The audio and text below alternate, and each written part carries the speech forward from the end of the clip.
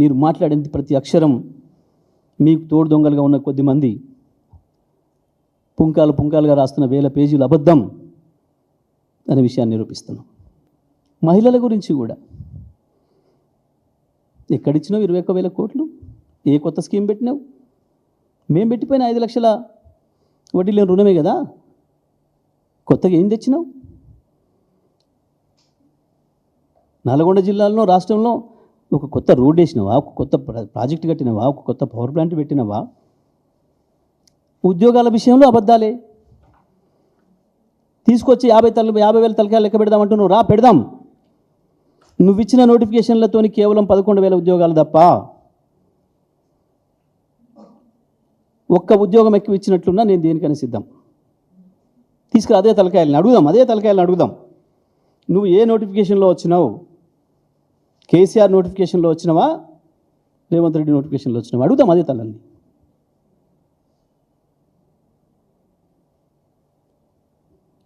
నాకు డబ్బా కొట్టేటోళ్ళు ఉన్నారు. నాకు చంద్రబాబు మోడీ బాబులు కుడియడమలు ఉన్నారు. నేను చెప్పిందే రాయడానికి, నేను చెప్పింది చూపించడానికి ఉన్నారు. బాజాబాజంత్రీలు ఉన్నాయి అన్న అహంకారంతో నీ ఇష్టం వచ్చినట్టు మాట్లాడుతున్నావు. ఇప్పుడు నేను మాట్లాడిన దానికి ఒకదాని సమాధానం ఇవ్వు.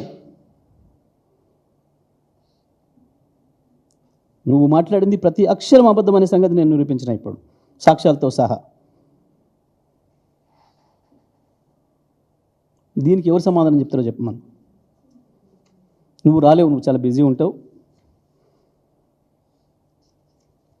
నిజమే, నేనేదో ఇది కలిపినా అది కలిపినా, నేను నీళ్ళు కలిపినో సోడా కలిపినో ఏం కలిపినో నా సార్కు పక్కన పెట్టు. కానీ నీలాగా గురుదక్షిణ కింద తీసుకుపోయి కృష్ణా గోదావరి జిల్లాని అప్పచెప్తలేను నేను చంద్రబాబుకి. తెలంగాణ రైతాంగానికి, తెలంగాణ ప్రజలకు ద్రోహం చేస్తూ ఇవాళ ఏదైతే మొదలు కృష్ణను అప్పచెప్పి ఇవాళ గోదావరిని అప్పచెప్పే ప్రయత్నం చేస్తున్నావో ఆ ద్రోహానికి నేను పనపడలే. గురుదక్షిణ కింద నువ్వు చేస్తున్న దుర్మార్గం తెలంగాణ భవిష్యత్తును పరంగా పెట్టబోతున్నావు. కేవలం చంద్రబాబు డైరెక్షన్లో బనకచెర్లకు అడ్డు రాకుండా ఉండడం కొరకు మాత్రమే కాళేశ్వరాన్ని బండబెడుతున్నావు.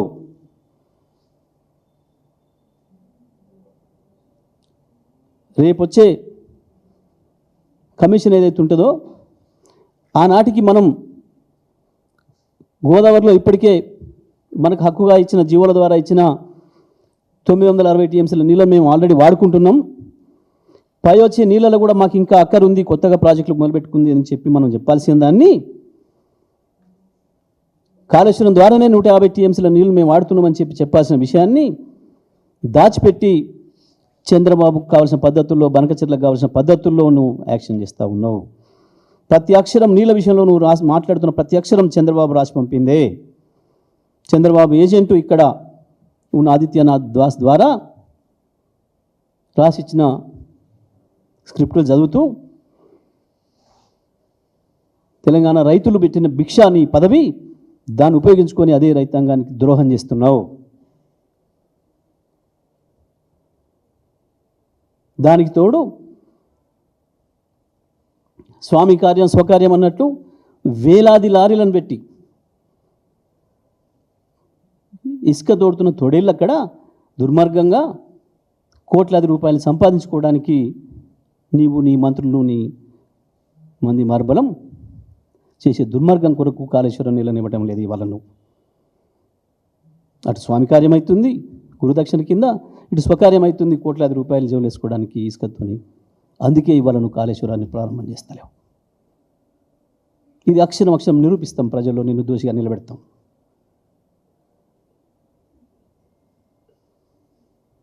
ఈ వాస్తవాలను ఈ రకంగా ఉంటే 4 బూతులు మాట్లాడిపోయి ఆనందాన్ని కలిగిస్తానికి నీ మీడియా భజన పరులకు కొద్దిమందికి ఆ స్లాటర్ హౌస్ల కొరకు నువ్వు చేస్తున్న విన్యాసాలు అర్థం కావనుకుంటున్నావు ప్రజలకి. ప్రతి అక్షరం అర్థమవుతుంది. సందర్భం వస్తే ఎవరిని ఎక్కడ పెట్టాలనో,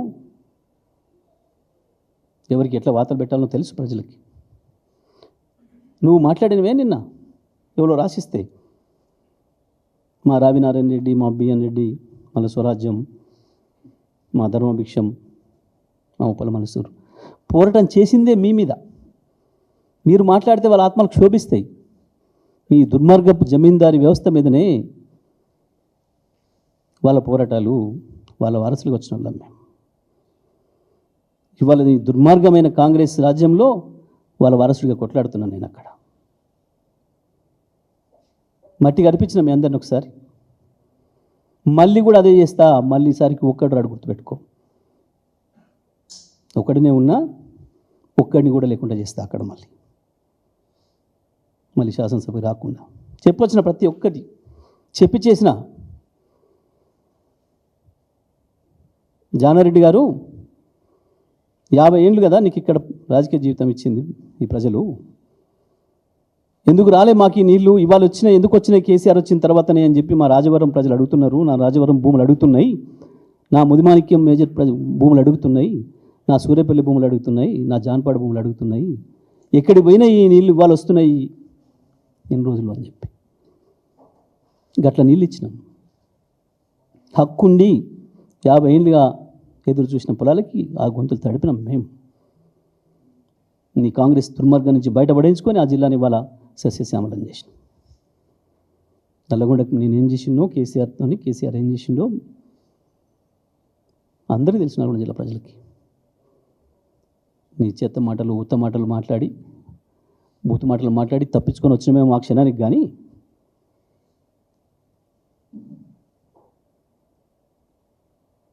నేను మాట్లాడా, నేను ఛాలెంజ్లు చేయ, నిన్ను నేను అడుగుంటా అని చెప్పలే.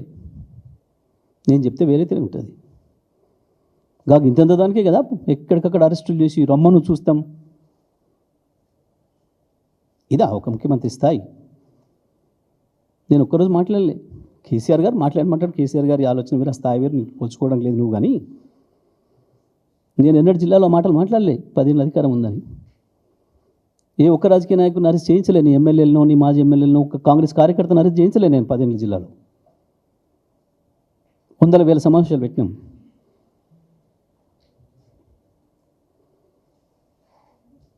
మాట్లాడితే రండలు, పేగులు తెంపడాలు, మెడలు వేసుకోవడాలు, కనుగులు బీకడాలు మేము చెయ్యం. కేసీఆర్ నేర్పిన సంస్కారం ఉంది మాకు. మానుకో, ఇప్పటికైనా పిచ్చి మాటలు మానుకొని, సరే ఎన్ని రోజులు ఉంటుందో తెలియదు కానీ చివరి రోజులైనా కనీసం జ్ఞానం తెచ్చుకో, మంచి మాట్లాడి నేర్చుకుంటే మంచిది అని చెప్పి నేను రేవంత్ రెడ్డికి సలహా ఇస్తాను.